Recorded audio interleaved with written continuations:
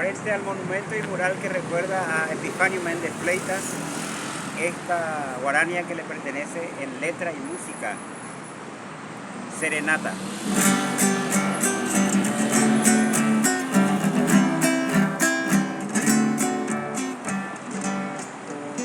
Despierta, Virgen, despierta, y asómate a tu ventana,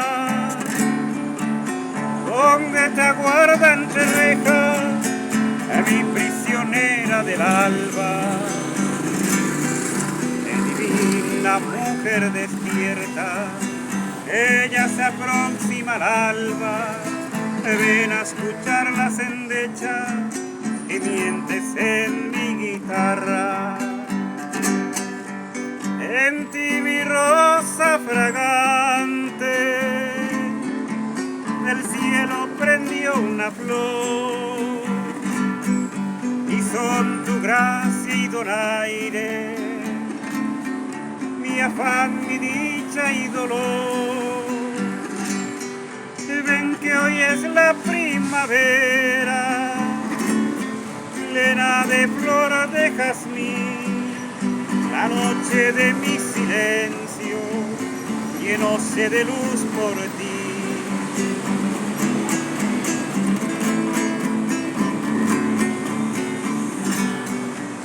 Lejanas voces dormidas traigo en mi canto de amor, para estrechar, vida mía, junto a tus sueños de amor.